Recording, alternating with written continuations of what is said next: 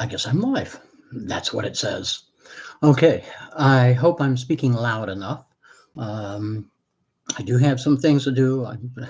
I guess I must be feeling very, very strongly about this issue, and I have several reasons for it. But and the title of this is pretty straightforward. Forced birth um, is not of life in any way whatsoever. And so, what I'm going to do is just sort of guide myself the by what I wrote in this piece because it's not something that I can necessarily ad lib. So here it goes. Now, of course, I could try to do this naturally, but I am less inclined to be fancy about this because it's not something I need to be fancy about. It's a very critical issue that is actually lethal to women and men as well, because they everybody can be impacted psychologically by this intrusion by the state of Florida and the Republican GOP primarily of curtailing women's rights in this area, and they have no business doing this whatsoever. And so again, I'm going to read this and kind of go. And maybe I'll sidetrack myself and make additional comments in the process. But in the abortion debate, there are those that are against abortion, and they assert that they are pro-life. That's their narrative. How can you be so cruel? This is an unborn child. Yeah, and Christianity. If you go to any rallies and if you've been to any pro-abortion rallies, you certainly will see the anti-abortion people there. Christianity is often the foundation that informs this debate. And, Christians, many Christians, and not necessarily, it doesn't have to be all Christians or anything like that, but again, in the majority, they have a sense of duty to defend the conceived life. That life that slowly gestates and develops and grows and matures, ripens, if you will, towards a birth and a new life. It's sort of like actually pregnancy is pre-life, or the sort of it's the beginnings, like anything, like a seed that begins to germinate and sprout. Okay, now conception and birth are emotional and symbolic centerpieces of life and Christianity and rituals. We have baptisms and birthdays, and we celebrate a lot of things that are related to birth and life. They're integrated in the holidays. Christmas is the birth of Jesus. Easter is the resurrection. There's rituals, the baptisms and, practicing Advent. And, life is God's gift. And because of this, Christians will see an obligation to serve God dutifully. And in this context, it is easy to understand the defense of the fetus, life, its perceived right to be born. That is really at the crux of this. Its destiny or predestination to breathe life and, ultimately, according to Christians at least, serve God. It looks like my microphone is a little low, so I may have to make adjustments here to the volume. I'll be revisiting this in a bit. Now, with all that being said, with regards to Christians, and how they perceive birth and conception, the thing is that there's no logic in this narrative. Okay, there's all kinds of assumptions and biases about what life is and what it means. What life means, what's the purpose, how are we supposed to behave, all these things, they are not rules that have been written in the sky for us to ultimately follow or anything like that. And the Bible is not a rule book or anything like that. It's more of a compendium of ancient scripts, written by different people during different courses of time, and these different people are associated with a tribe, the original Christian tribe, if you will. But again, logic doesn't. What it is more, it's a sentiment, it's a worldview, it's a trait, it's a myth-based perspective. It's you know in this sense, it's all an evolved anachronism. It's Christianity. The concepts of Christianity are so strong in this country that they've sort of been integrated and co-opted into the general norms of how this society, this culture, American society works. It just ignores the complexity of our condition, and it just tries to oversimplify things. And there's a lot of reasons for this, and unfortunately I will tell you one of them is wealth. It feeds arrogance. When you're wealthy and you're financially secure, you become more arrogant in your thoughts and more anchored in your persona, because this persona is the one that's achieved success, measured by the material wealth and such. So that's something that we need to be on the lookout. But there are two entities that exercise influence in the abortion debate, and they should not. The church, preachers, and the state, politicians.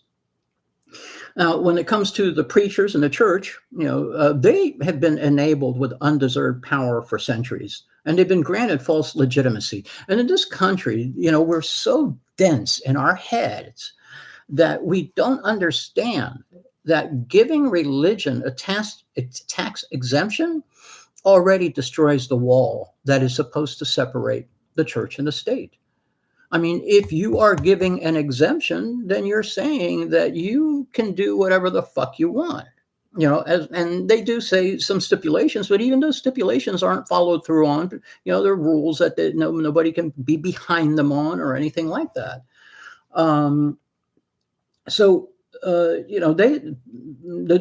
They really, no one, and I mean no one, has a valid claim to absolute moral and ethical authority.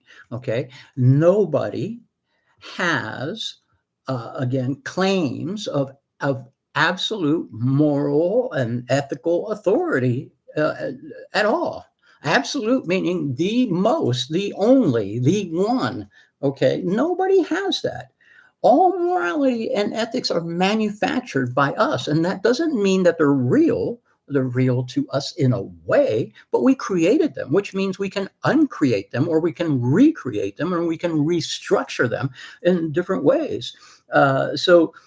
These churches, they abuse their power, and they assert their morality and their doctrine to dictate terms and conditions and decisions about on pregnancy for anyone that is outside of the network of their own faith. And technically, this is incredibly important. Okay, they have a faith network, and people who participate in that faith, I guess, would be assumed to behave according to the rules of that faith. Now, personally, again, faith is not a virtue. It's not a virtue. It's actually it's a scapegoat. It's a coward's way out when you say that faith and strongly held religious beliefs. That's such nonsense. I'm going to try to go into that at another point. Actually, I have a presentation for that and a story with Asa. Anyway, so really, the church has no say in this, but unfortunately, we can look up at the makeup of the Congress, and how do you separate the church and the state when the people that make up the state are religious? You can't. So there's a lot of sort of like this density, this just a strange way of thinking and rationalizing things, and the people that do that are the people that have power. If you have power, you rationalize things to basically fit the way you see things. You want to keep things in that order, and so you basically make decisions to maintain that perspective. Now, So the church has no say. There are many churches here, and they simply have no say. But in SCOTUS, we have an overabundance of Christians in the Supreme Court, and so they have prejudices and biases, and they are not thinking like legal scholars. They are thinking like little humans, with their insecurities and their rationalities. But also, keep in mind that a Supreme Court justice makes $250,000 a year. $250,000 a year is their annual income. Now, if that's not enough to give you a little bit of arrogance, I don't know what is. I know that it is. I've been arrogant with a lot less than half that amount. Um, so, in the case of the state and politicians, they make false claims. They assert authority that's beyond the boundaries of their duty, of their property, of their ability, or their right. And they say that we granted them no, that we did not give them this authority. They are assuming this authority on their own. They enjoy special privileges. For example, the House representatives, that for the state of Florida in Washington D.C., like Corey Mills, for my district here, he makes around $175,000 a year. That's like 3 times more than what the average American makes, and so he thinks he's better than the average American. Because of this, he's achieved a certain level of success that feeds his personal arrogance.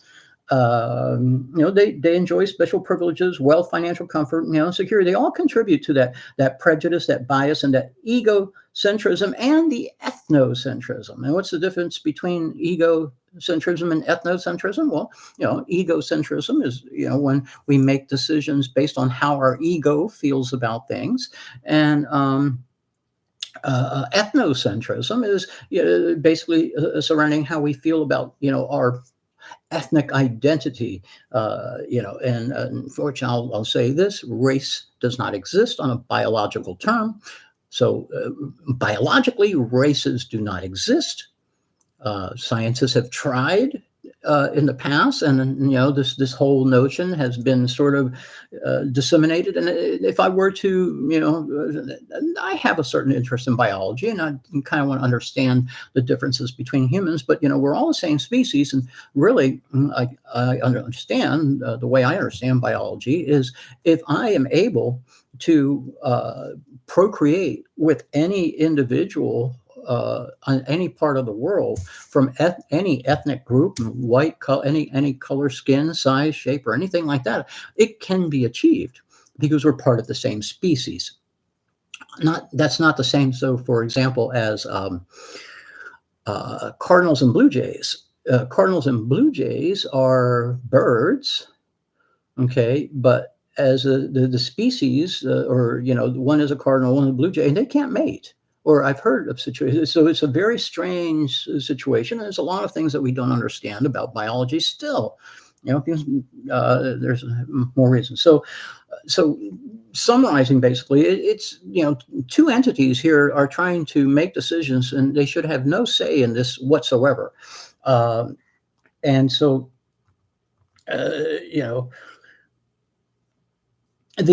so essentially, again.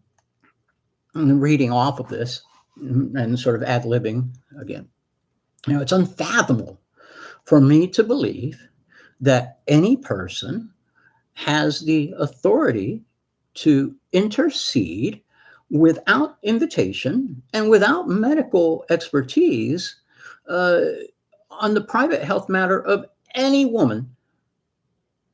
So for me, for any person to believe that they have the authority to intercede in a woman's pregnancy, is just, for me, just incredibly wild. Just to believe that you have any kind of authority on the issues that impact the woman, impact her life, impact her partner, their partners, her financial, their psychological way of being, her family, even, and even the developing fetus could be traumatized by the individual's trauma as far as being placed into a situation that they don't want to be in, which is being forced to have a pregnancy that they, unfortunately ended up with. There's a sort of an attitude that some people mentioned that that women are cavalier about abortions.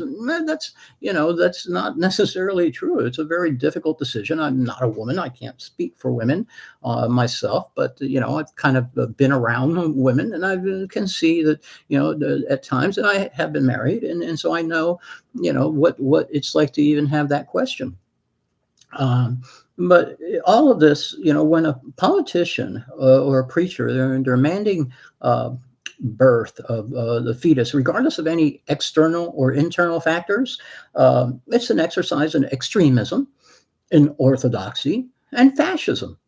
And so, in these cases, forced birth is not pro life. You cannot take a pro life stance when you force a woman to negate her own life, which is basically what's going on. And that's where I'm going to end the stream right now on that thought. Nobody has joined me, so that's fine, because again, a lot of times I just kind of put this out there. If then somebody finds it, great. I'm also helping myself by saying these things out loud, and so maybe I'll get better at talking about them when I do have the opportunity. So all that being said, I'm going to kind of sign off for now, and hope you have a great day. Take it easy, and again, remember, forced birth is not pro-life.